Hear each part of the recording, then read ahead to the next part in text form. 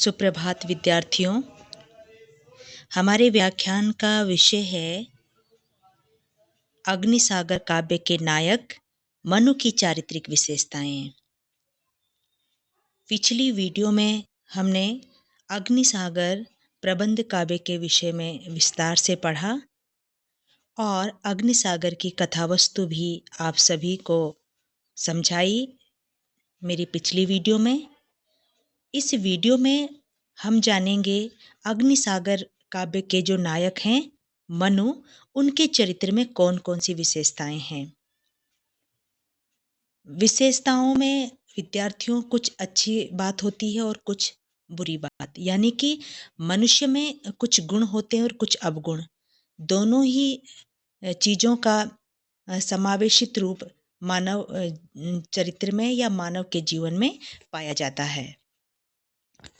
तो इसी क्रम में हम आज जानेंगे नायक मनु की चारित्रिक विशेषताएं।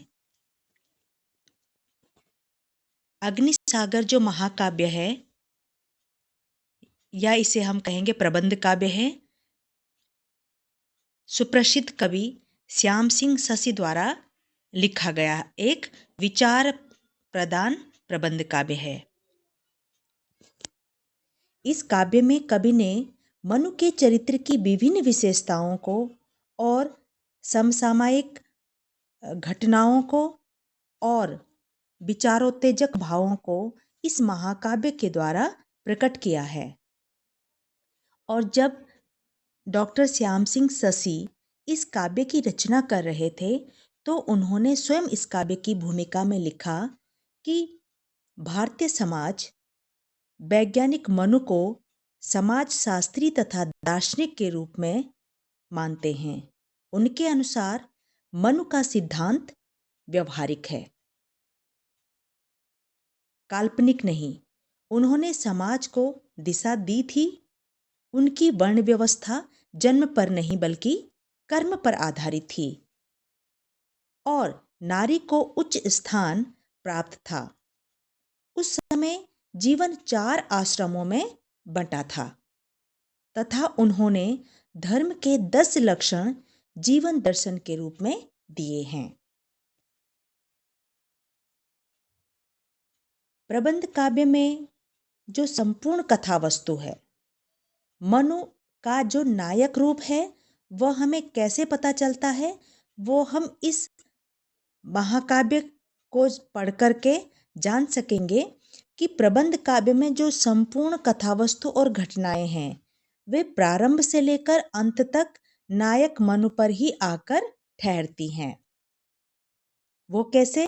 अग्निसागर में ऐसा ही हुआ है पूरे के पूरे काव्य में। इस काव्य में मुख्य रूप से 3 पात्र हैं। पहले हैं मनु, श्रद्धा और ईरा। इन 3 चरित्रों में से मनु का चरित्र ही सर्वाधिक मुखरित हुआ है। क्यों मुखरित हुआ है? क्योंकि मनु इस पूरे काव्य में आरंभ से अंत तक बने हुए हैं और प्रबंध काव्य के लिए एक नायक में जो जो आवश्यक गुण होने चाहिए, जो जो विशेषताएं होनी चाहिए, वे समस्त गुण मनु में विद्यमान हैं। वह कथावस्तु के सूत्रधार भी हैं। कौन? मनु।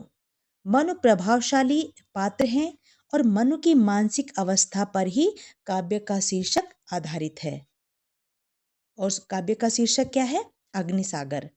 तो मनु के प्रभावशाली जो उनका पात्र है, पात्रत्व है, उसी के आधार पर और उनकी मानसिक स्थिति के आधार पर ही इस काव्य का नाम अग्निसागर रखा गया है।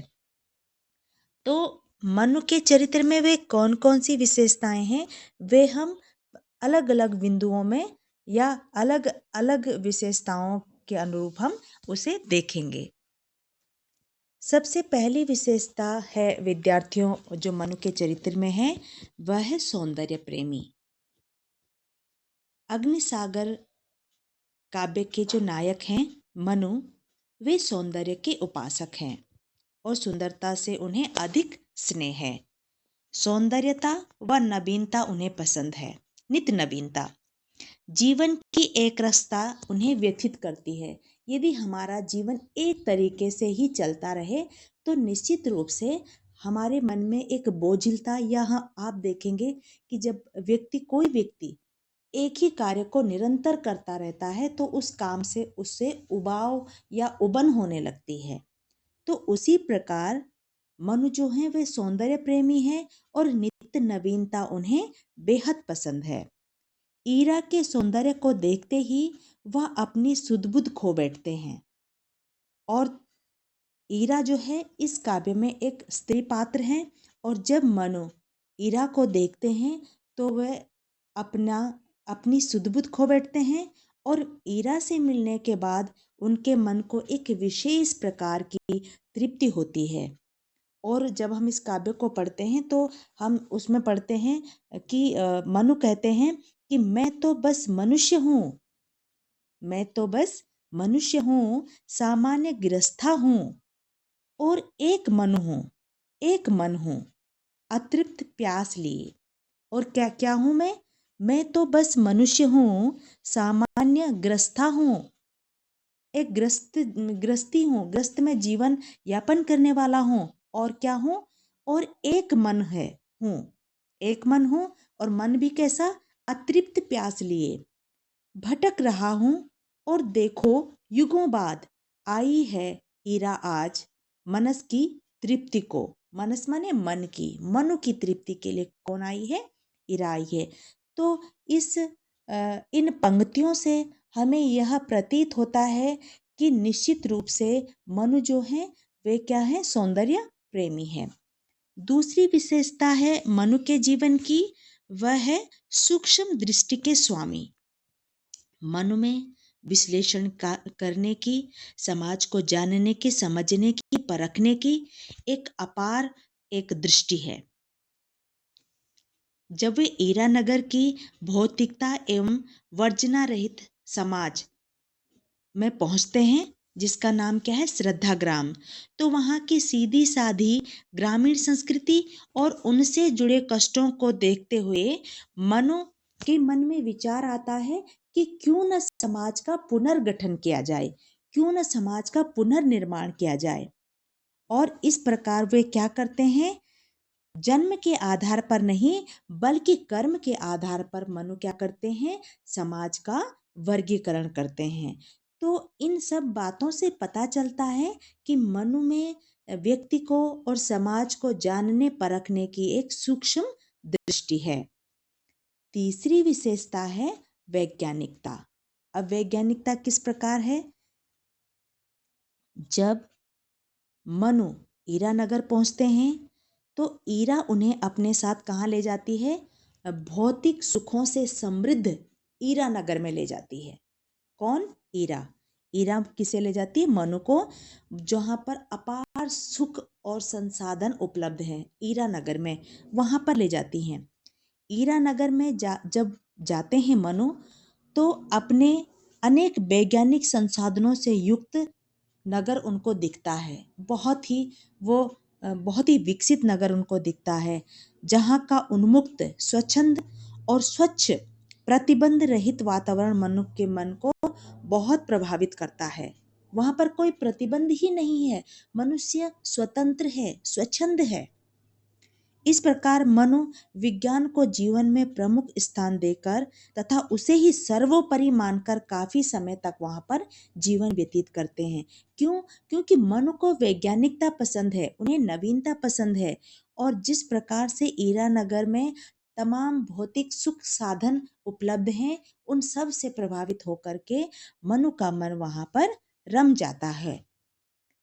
अगली विशेषता है मनु के चरित्र की, वह है अशांत एवं आकुल। जैसा कि आप जानते हैं, मनुष्य का मनुष्य स्वभाव से ही चंचल और व्याकुल मन होता है। जब उसे एक वस्तु मिलती है तो बहुत जल्दी उसका मन जो है उस वस्तु से ऊबने लगता है, और उसे फिर एक नई वस्तु की तलाश होती है। ठीक इसी प्रकार मनु स्वयं में अत्यंत सामर्थ्यशाली मानव हैं, लेकिन उनका मन भूतकाल में, भविष्य के असमंजस में ही उलझा रहता है। जिस कारण उनके मन की व्याकुलता बनी रहती है। भौतिक समृद्धि जो कि ईरानगर में सब कुछ है, भौतिक समृद्धि के शिखर पर पहुंचकर भी उसे ना तो चैन है और ना ही आराम है। लगातार मन प्रयत्नशील रहने पर भी वह जीवन में अतृप्त और असंतुष्ट रहते हैं। इससे पता चलता है कि मनु के चरित्र की एक विशेषता आकुलता यानी कि व्याकुलता भी है और अशांत जीवन भी है। अगली विशेषता है मानवतावादी दृष्टिकोण। अब मानवतावादी दृष्टिकोण कैसा है? मनु ने धर्म के 10 लक्षणों की स्थापना की है और इसके साथ ही जो वर्ण व्यवस्था उन्होंने अग्निसागर के माध्यम से प्रस्तुत की है, उससे उनका मानवतावादी दृष्टिकोण ही दृष्टिगोचर होता है, क्योंकि चाहे वे धर्म के 10 लक्षण हैं या वर्ण व्यवस्था है, ये सभी मानवतावादी दृष्टिकोण पर आधारित है। इस दृष्टिकोण के अनुसार न कोई छोटा और न कोई बड़ा है। मनु की दृष्टि में सभी मनुष्य समान है। वे किसी को भी छोटा और बड़ा नहीं समझते हैं और उनका कहना है कि यहाँ पर व्यक्ति कुल से श्रेष्ठ नहीं है, जाति से श्रेष्ठ नहीं है, बल्कि कर्म की श्रेष्ठता को यहाँ पर उन्होंने दर्शाया है। अगली विशेषता है मनु की सत्य के पुजारी। मनु सत्यवादी भी हैं और वे सत्य के उपासक हैं। वे अपनी मानवोचित, मानव में जो दुर्बलताएं, जो कमजोरियां विद्यमान होती हैं, वे उनसे भली भांति परिचित हैं। मानव मनुष्य में कुछ मैंने पहले भी कहा कि मनुष्य में कुछ अच्छाइयाँ होती हैं, कुछ बुराइयाँ होती हैं और कुछ सबलताएं होती हैं जो हमारा मजबूत पक्ष होता है, कुछ दुर्बलताएं होती हैं जो हमारी वीकनेस होती हैं, कमजोरी होती हैं। तो इन सभी से मनु जो है भली भांति परिचित हैं। वह अपनी पत्नी श्रद्धा से अपनी मन की उलझन, व्यथा, आकर्षण को छिपाते नहीं है। उनकी पत्नी कौन है? श्रद्धा। और श्रद्धा से मनु अपने मन की पूरी व्यथा, वो किस प्रकार उलझन में है, द्वंद में है और किस प्रकार ईरा के लिए उनके मन में आकर्षण का भाव है, ये भी वह अपनी पत्नी को बताते हैं। इसीलिए श्रद्धा उन्हें समझकर अपना लेती हैं। श्रद्धा उनकी इस भूल को माफ कर देती हैं कि वे ईरा के प्रति आकर्षित हैं, इसलिए क्योंकि वह सत्य के पुजारी हैं, सत्यवादी हैं और वो अपनी पत्नी को सारी बात बताते हैं। इसलिए श्रद्धा उन्हें क्षमा कर देती है और उन्हें अपना लेती हैं।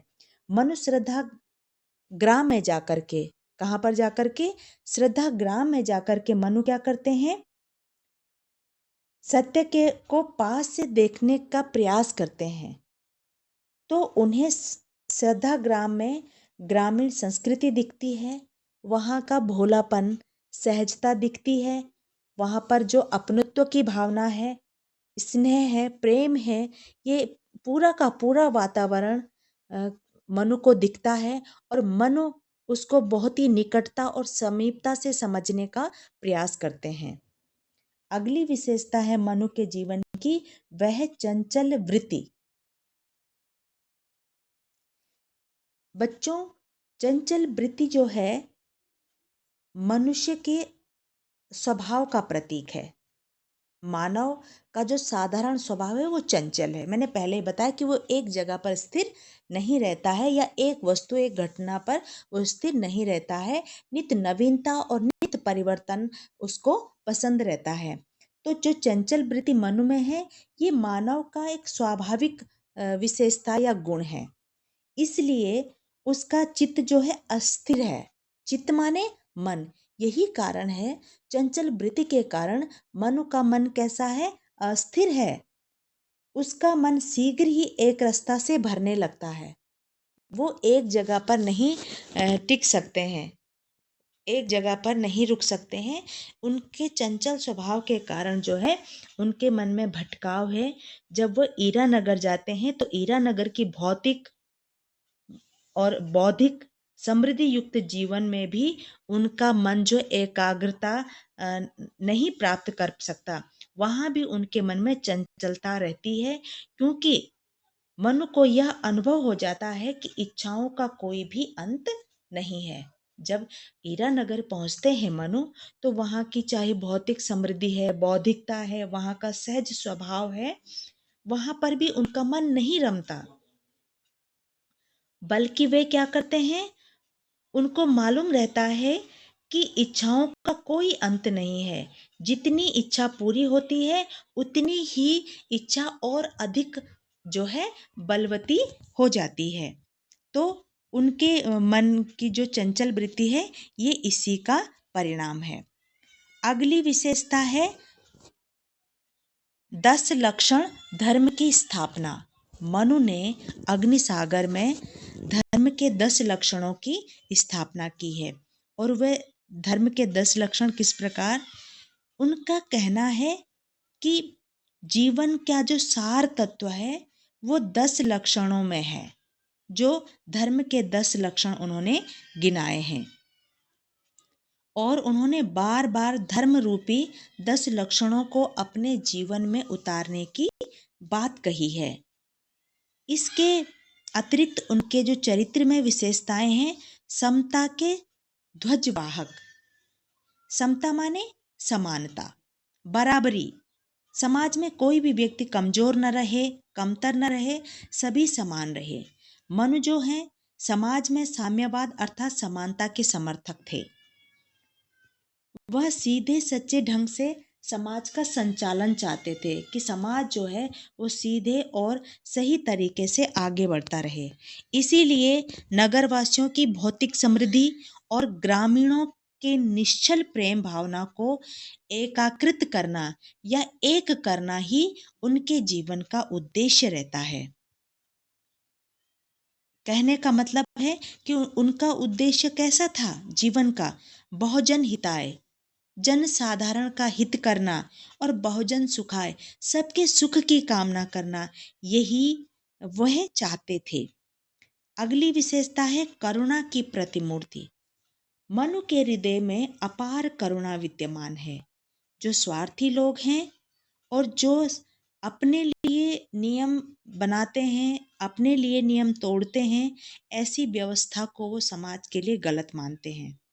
वे हमेशा ही निर्बल पक्ष का, शोषित व्यक्ति का और जो अत्याचारों से पीड़ित है उनको उठाने का प्रयास करते हैं, जगाने का प्रयास करते हैं।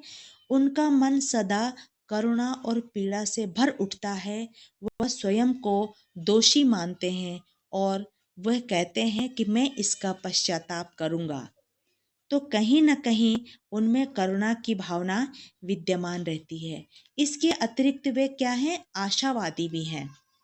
समाज में जो भी अव्यवस्था है, जो भी विसंगति है, उसे वे दूर करने का प्रयास करते हैं। कौन? मनु। समाज में फैली असमानता और अव्यवस्था के लिए वे स्वयं को दोषी मानते हैं और वह कहते हैं कि इस व्यवस्था को मैं सुधारने का पूरा पूरा प्रयास करूंगा। और उन्हें पूरा विश्वास भी रहता है कि वे समाज में निश्चित रूप से परिवर्तन ला सकेंगे। इसीलिए वे कहते हैं कि शूद्र कुलोत्पन्न जन बन सकता है ब्राह्मण। जो शूद्र कुल में जिसने जन्म लिया हो वह व्यक्ति भी ब्राह्मण बन सकता है। कैसे? गुण कर्म के आधार पर, आचार और शुद्धाचार, और उसी भांति कोई ब्राह्मण व्यक्ति जो है वह क्षत्रिय बन सकता है अथवा वैश्य कुलोत्पन्न जन कहलाएगा, शूद्र निज कर्म के आधार पर।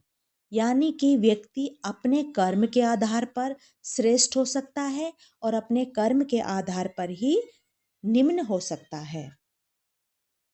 इसी के साथ ही वे एक कुशल समाज शास्त्री भी हैं और वे समाज के निर्माण पर बल देते हैं। उन्होंने सामाजिक परंपराओं, रीति रिवाजों, नीतियों आदि सभी को धर्म के 10 सूत्रों में स्थान दिया है और उन्होंने कहा है कि सभी को उचित अधिकार, सम्मान एवं दंड की व्यवस्था होनी चाहिए, तभी हमारा समाज और मानव समाज विकसित हो सकता है। तो इस प्रकार हम कह सकते हैं कि मनु द्वारा निर्मित समाज व्यवस्था समाज के हित में थी, परंतु कुछ स्वार्थी व्यक्तियों ने उनकी भावनाओं के प्रतिकूल जाकर उसे गलत ढंग से व्याख्यायित किया और अर्थ का अनर्थ किया। तो मनु के चरित्र में अनेक मानवीय दुर्बलताएं और कमियां होने के बाद भी उनके चरित्र में बहुत अच्छाइयाँ और बहुत ही महान गुणों से वे सुसज्जित थे, और जो उनके व्यक्तित्व का निर्माण करते हैं।